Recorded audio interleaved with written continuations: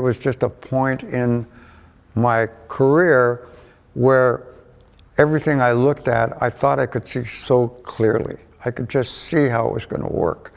And maybe I wasn't doing that before, and maybe I haven't done it as much since. But for that 5 or 6 years, someone would present an opportunity, and I just knew it was the right thing for us. I just knew. I could feel it. So you were 55 when you guys took over Wheaton River. Yeah. And so, I mean, you've described yourself already as a slow starter, but... yeah, that's pretty slow. What were your personal circumstances like when you started that company? Well, I'd been in the mining business at that point for 20 years and had some ups and downs with different companies. And then in '99, like a lot of people, I turned a mining company into a dot-com company and then went broke. So when Frank and I got together to talk about going forward in the gold industry, at that point, I had sold my house. I was living in a rental. I had no job. I had no salary. And basically, I sold my house so that I could keep my kids in private school. Because in West Vancouver, as long as your kids are in private school, everybody thinks you're financially okay. Ian, tell me how you got into the mining business. Well, I was a chartered accountant and working at a CA firm, and somebody called me up one day and said, would I consider changing to another profession or another entity? And I said, yes. How much does it pay? And they told me, and I said, done. And then I said, oh, by the way, what's the name of the company? And it was Hudson Bay Mining in Toronto. So you were a young accountant. Yeah. Did you come from means? Like, did your family have money growing up? No, not at all. I grew up in the lower middle class suburbs of Toronto in North York.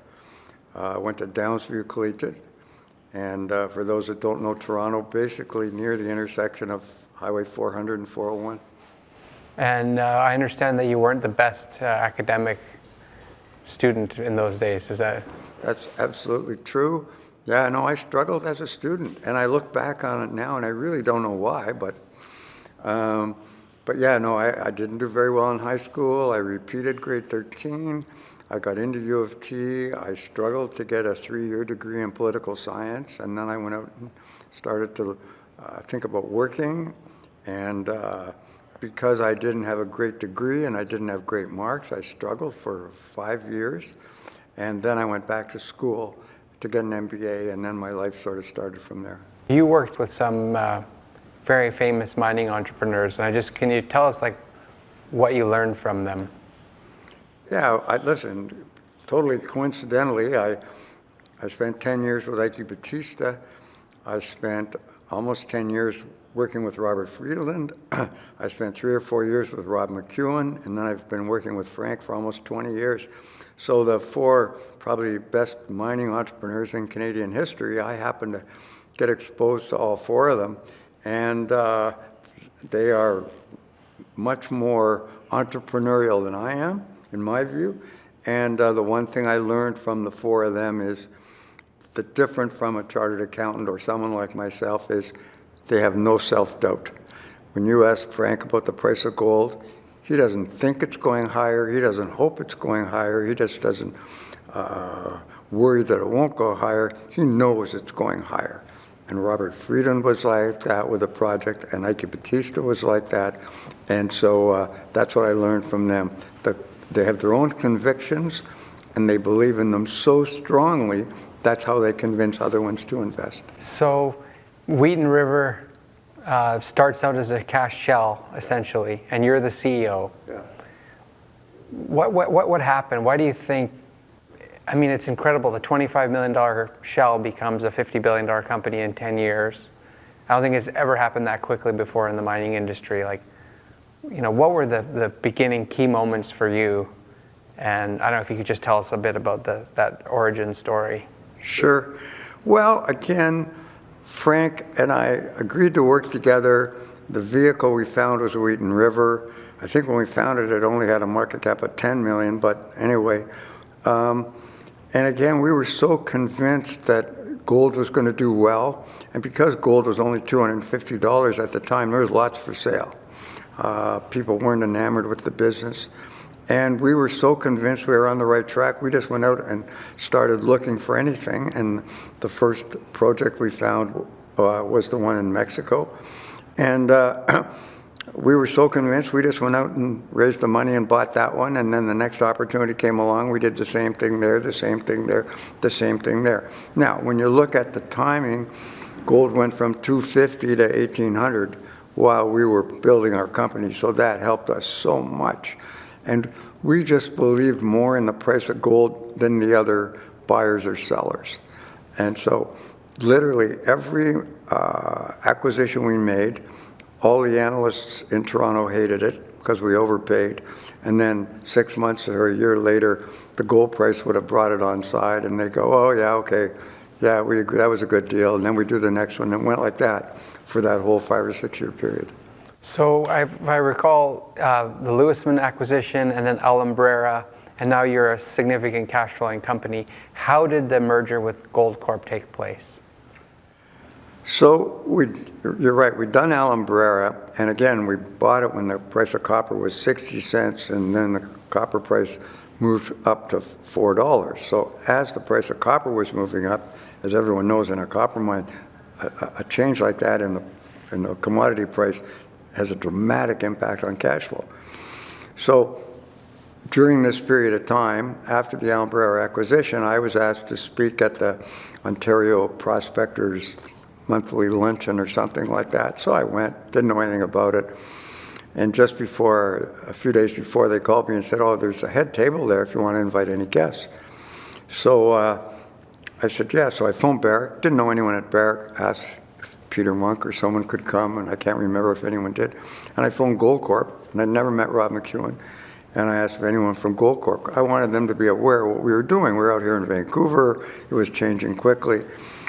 And so to my surprise, Rob McEwen came to lunch. So Rob McEwen's sitting there, and I'm putting on my little PowerPoint presentation, but it's showing what our cash flows are looking like. And Rob McEwen leaves the lunch, goes back to his office, phones his GMP, his financial advisors, and said, I want to merge with that company. That's really how it happened. You must have been on at that lunch. I guess I was on at that lunch, but the one thing I recognized, and Rod McEwen recognized, was that if you can put copper cash flow surrounded by enough gold, the market will treat it like gold cash flow. And that's exactly what happened. When it was in Wheaton River, we had a lot of copper compared to our gold. But when you put Goldcorp on top of that, all of a sudden the copper was a lot smaller, but the cash flow was still huge. And Rob McEwen recognized that. I knew that would happen, and that's exactly what happened. I understand that Goldcorp was a very coveted company at that time because it had strong cash flow and it was a very profitable sole asset producer. So Glamis Gold was trying to take over Goldcorp at a premium to the deal that you and Rob were proposing. Yeah. So how did you fight off Glamis and consummate that merger when there was a better offer technically on the table for it? I have to give Rob McEwen credit. I mean, when the dynamic unfolded and shareholders are being asked, do you want to be the buyer or do you want to be the seller at a higher price? 99% of the time, they go with the higher price. Higher in financial markets, especially when so many shares are owned by institutions, it's the law. They have to do the best for their shareholders, and therefore they're going to go with the higher price. So Rob McEwen and I are flying across Canada, and we're going to all these institutions trying to convince them they should do the Goldcorp Wheaton deal, and Glamis's bid is out there up here. So it was hard fought and contentious and acrimonious, and Kevin McArthur, who was running Glamis at the time, and I got on CNBC and had some back and forth. It was great fun, but it was a hard fight. And in the end, we were just able to convince enough fund managers that they would be better off with the combined Goldcorp Wheaton than they were going to be with Glamis Goldcorp. The other thing that kind of worked in our favor, I think there was a couple of big gold fund managers in New York who they loved Glamis and they loved Goldcorp, and they didn't want to give one of them up. If those two had emerged, they would have had to sell shares. So I think that helped us. People wanted Glamis to be on its own. I understand there was a famous meeting at the Royce funds where they had sort of the deciding vote in this merger and they weren't willing to see you guys. Correct. But you showed up anyway. Can you tell that story? Again, GMP was advising us on how to put this together, and they said, okay, come to New York. We went to New York, and they took us to Royce, and we hadn't been able to get in there. And Royce had already told Glamis he was going to vote with them. And he had a lot of stock. And as you know, with these kind of votes, 2% of the stock going this way or 2% of the stock going that way, that's a 4% difference. And so we get to New York, we get to Royce's office, the money manager there saying, hey, I said I didn't want to see those people. GMP convinced them to see us. We went in there, told our story, and I think he was one of the ones that he really liked both companies and decided at that point, I'm not going to put them together. I'm going to go with the Wheaton River deal, and therefore I still have Glamis to invest in and Goldcorp to invest in. So Wheaton and Goldcorp merge, the stock booms higher, and you end up being the acquirer of Glamis later for $8 billion. So from prey to predator is pretty dramatic. I would like you to tell the story about the next deal, which was, I believe, was so Barrick Gold was taking the Great Canadian Placer Dome business and called you up to sell their Canadian assets, I believe, for like $1 billion or something like that. What was the drama around that deal, and could you share that with us? Sure. Well, again, you're trying to build a gold mining company, and you get a call from Barrick one day saying, listen, we're thinking of taking over Placer. Are you interested in buying all their Canadian assets? Yes. We'll figure out the price later, sort of thing. So we started that discussion. It went on quite a while because it was going to be hostile. You didn't have a lot of information on contracts or plans or budgets or anything. You're just using public information. But anyway, Barrick was committed. We were committed. So we work at all this, and we were going to put up $1.5 billion in cash to make a cash component to their bid. So Barrick really wanted somebody to put up some cash, so it was cash and shares to the Placer shareholders. We got along well with the Barrick people. And so, but it took months of discussions and negotiations, and again, trying to keep it all a secret, worked very well. And then 3 or 4 days before the announcement, Rob McEwen got nervous about the amount of debt we were going to be having to use to make the acquisition work. And so 3 days before the announcement, Rob McEwen said, okay, I don't want to do this deal. I think it's too much debt. And if the company goes ahead with this transaction, I'm going to resign. I'm going to sell all my shares. And I'm going to put out a press release saying this is a bad deal for the company. So this was a shock to everyone on the board, not only the Wheaton directors, but also the former Goldcorp directors. And so we were thrown off by this. I thought I better tell Placer, or I better tell Barrick what's happening here. I talked to them. They said, oh, don't worry. They said, Peter Monk knows Rob McEwen. They've done a lot together philanthropically. Peter will go up on the Sunday before the announcement and convince Rob. Fine. Peter Monk comes up from New York, goes to Rob McEwen's house. They have a cup of tea all afternoon, and Peter Monk can't convince him. So we're on the phone with the Barrick people Sunday night. Now our big announcement's coming Monday morning. And I said to Barrick, look, do you want to go alone? We don't want this memo or press release from Rob McEwen hanging over our deal. They said, no, full speed ahead, etc.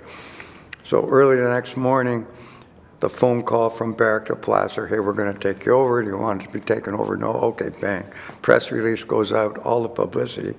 Rob McEwen puts out his press release, resigns from the board, and then with all the publicity of Barrick taking over Placer, Rob McEwen's press release didn't even see the light of day. He left the company, and the rest of it went forward. So you guys went from just a couple employees to something like 25,000 in 5 or 6 years. Right? What was that transformation like as the CEO?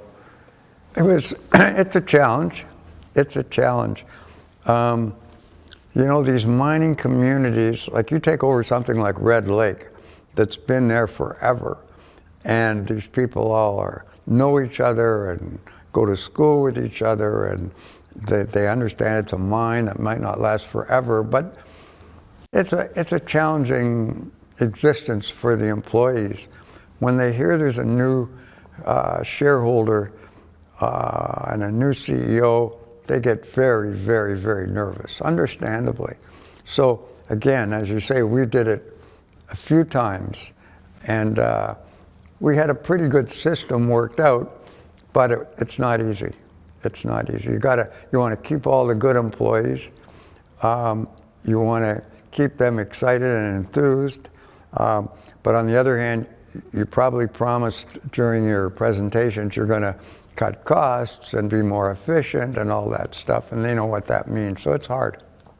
So in addition to growing the company from nothing to the largest gold producer in the world by market cap, you also had an idea to get some value for the silver in your business and spun out a company which was called Silver Wheaton, now Wheaton Precious Metals, that I think has a market valuation of about 20 billion US.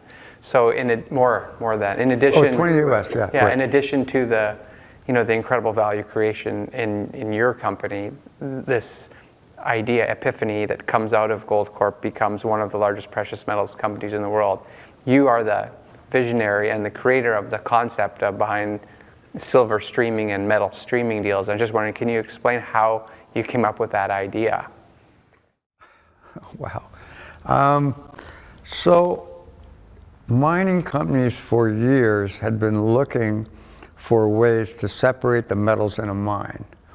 And Rio Tinto had looked at a couple of mines because they wanted the copper and somebody else could take the silver or the gold or whatever else was there. But they could never figure out a way to do it. And so we were in partnership with them at Alumbrera with copper and gold. And they didn't want the gold and we didn't want the copper. So they commissioned a study from, I think, a former Rothschild's banker in Australia. How can you separate the metals in the mine? So he wrote like a 100-page report. Basically, it said you couldn't. And the problem is that if you and I owned a gold mine and it was gold and copper, and you wanted the copper and I wanted the gold, to do some kind of streaming, what I would have to do is give you my shares in the and get back a piece of paper from you saying you will get the silver stream or whatever it is. Well, your shareholders and the regulators wouldn't put up with that. Just giving away an asset and getting back a piece of paper. So that was where we ended up with Rio Tinto. And then literally I had an epiphany. I was grinding away thinking, how could we do it? And I thought, well, what if we set up a new company that owns nothing and go to the shareholders and say, look, if you invest in this company, you're going to end up with the silver from that mine. They can make up their own mind what they think that's worth and how much money you can raise and how you started off. So that's what we did. We set up a new company and it went out on a road show to try to raise money to get the silver stream. And there was a lot of skepticism. And my close personal friend, Eric Sprott, I could not convince him to buy Silver Wheaton when we started it. 10 years later, it was his #1 pick stock. He loves it more than anything else.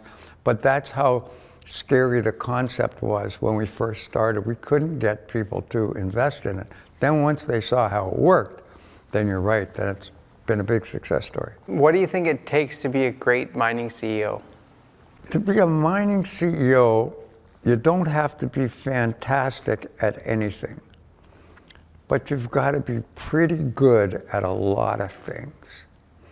And what I mean by that is you've got to understand the technology and understand production and understand exploration and understand the financial markets and understand human resources and understand M&A. You got to understand a lot of things pretty well, but you don't have to be the best engineer or the best accountant or the best M&A person to get there.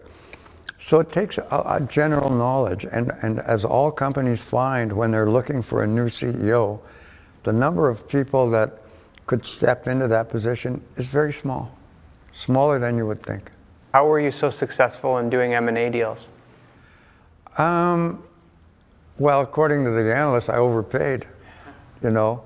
I mean, it always comes down to price, and it comes down to who believes more or who sees the most potential. And as Frank and I were so convinced the commodity was going higher, well, then today's price looks okay.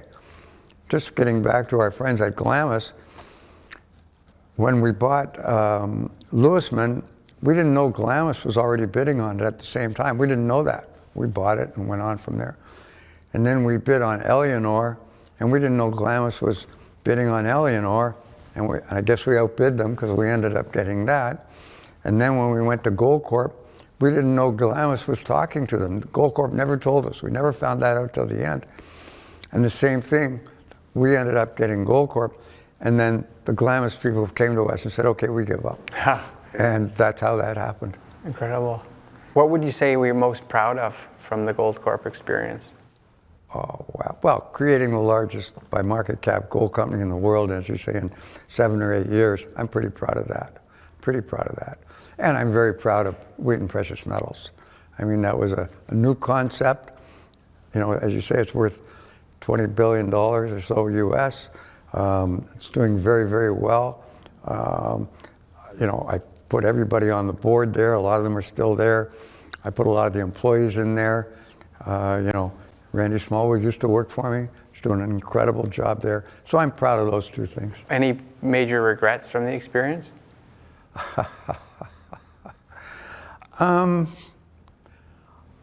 More stock options for yourself or something? Oh, no, not at all. Oh, no, not at all. No, no, no, no, no. No.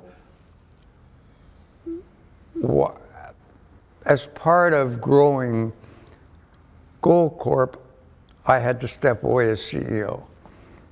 And that was fine. I was okay with that. But then as time went on, my vision for the company and the boards diverged a little bit. And there probably was a point in time where I could have forced myself on the board or forced an issue or forced a decision, and I didn't do it. And I regret that. Well, you have a new opportunity now with ARIS. Yeah. So what's compelling about ARIS? Well, the group of people putting it together is a huge positive for me. They're experienced, they're people I know, they're people I like, they're people I've worked with before. So that's part of it. But I see the market is hungry for another major gold stock to invest in. And I think there's enough opportunities out there to create it. And the other thing I've always said is size matters. It always matters. And I think a lot of these mid-tier gold mining companies are just kidding themselves, thinking they're just going to cruise along and the market's ever going to get interested in them. The market won't. And so I see a chance to create another large company, and with the opportunities that ARIS has now and the ones they're looking at going forward, you know, we'll get this to 1 million ounces pretty quick. So you're the chairman, and you guys have just announced a pretty massive deal in Colombia. Yeah. Soto Norte, I believe, you know, some people are saying it could be a 20 million ounce high-grade resource. Yeah. It's a huge bet. I mean, $1 billion plus to build it, and I'm wondering, like, how do you see the asset? Oh, well, again, size matters. And so I think it's so hard to get control of a major gold resource. It's just so hard. You know, you're seeing our friends at Barrick talking about their criteria for growth. Well, they haven't done anything for the past 5 years, and I don't think they'll do anything. I think their standards are too high, but the ore bodies are so rare. So with ARIS having this opportunity to start off with the assets we have, I think we'll be successful. Are they kind of betting the farm? As I say, size matters. So when you get an opportunity that we have now, yeah, you got to take that bet. Absolutely. It's a big bet for sure, but I'm thrilled with that. What do you think is the disconnect right now between ARIS and what you think the value is? Oh, I don't speculate on that. I don't speculate on that. You know, in the short run, the stock exchange is a counting machine. In the long run, it's a weighing machine. And if you've got the assets and the weight, don't worry, the stock will take care of itself. Cool. I'm wondering, is there other parts of the Goldcorp story that, you know, you mentioned Peter Munk, for example, like were you able to get to know him at all in that process? Absolutely. Oh, I've known Peter Munk for a long time. Spent a reasonable amount of time with him. We'd have lunch or dinner, just the two of us, at different times, talk about the industry, and then when we were putting these deals together, and then after it came together. Yeah, Peter Munk was my hero. He started Barrick when he was 55. And the one thing I loved about Peter Munk is he wanted to build a Canadian champion. He wasn't interested in making $100 million and selling, like so many Canadian entrepreneurs seem to. And so I always admired that about him, and that was my goal as well. And so that's why I feel so bad that I was not able to achieve that. Right. Well, we mentioned you have another chance. You and I have talked a bit about before. You've criticized me for, for being too greedy or focused on. I'm curious, how do you motivate people and share the pie successfully? Because you've done it several times. Yeah. Well, I believe in teamwork. I believe you can't do anything alone. And I, hey, I was a mid-level employee for a long time, and I know how fragile your finances are at that stage of your career. And so, yeah, you're right. I want to try to help everybody at all stages do very, very well. That's why they're doing it. What has the personal transformation in terms of from selling your house and chipping by to struggling to pay the private schools to now, what's been the best part about that? The best part about that, well, that I bought another house. No, that was just an experience I went through, just part of life. It didn't really get me down. I assumed I would be able to figure something out going forward. And, but yeah, you learn, the lesson that some of us learn too late. People from the operating side of the business, they don't know how to sell their shares. Whereas people from the financial side of the business, they know how to sell. And so it took me a long, long time to learn how to sell shares. And what is the lesson? If you are involved in something and the stock's up and it's okay for you to sell your stock, don't get intimidated by institutions or other shareholders. If it's good for you and your family to sell some shares, sell some shares. Ignore the criticism. Yeah, don't worry about it. Could you tell me about your experience building the uranium company, Eurasia?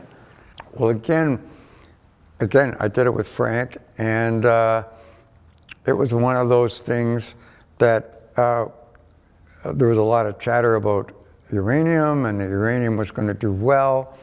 And then Frank, through some of his contacts, thought he might be able to find an asset we could buy that had uranium. And so that's what happened.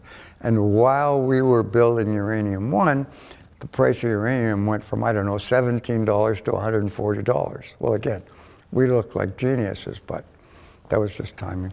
And stock, everything did extremely well. Yep. So you mentioned that you had some faith that, your fortunes would turn around. How do you maintain optimism as an entrepreneur in the mining market when it is so tough sometimes? Well, I think people's optimism is in their DNA. And people that are optimists are always optimists. And people that see the other side always see the other side. And I guess I'm just one of those people. I'm optimistic about everything. I see the positives in everything. And that gets you into trouble. You buy stocks you shouldn't have bought. You hang on to assets you shouldn't have hung on to. So it doesn't always work for you. But as a place to live, I'd sure rather be an optimist. You mentioned that the four great entrepreneurs you worked with, McEwen, Jooström, Friedland, Batista, had that no doubt. Yeah. And I've talked to you before about how, you know, you are full of doubts as an accountant, as an optimist accountant. Yeah. But I've also heard people describe your run as the Goldcorp CEO, the Wheaton River CEO, as like the epitome of flow state, where you knew exactly what you were doing and executed it flawlessly. So what was special about that moment that removed any doubts that you had, so you did have the confidence to move the way you did? Yeah, I mean, that's a great question. That's a great question. But yeah, at that time, and look, maybe it was just a point in my career where everything I looked at, I thought I could see so clearly. I could just see how it was going to work. And maybe I wasn't doing that before, and maybe I haven't done it as much since. But for that 5 or 6 years, someone would present an opportunity, and I just knew it was the right thing for us. I just knew. I could feel it.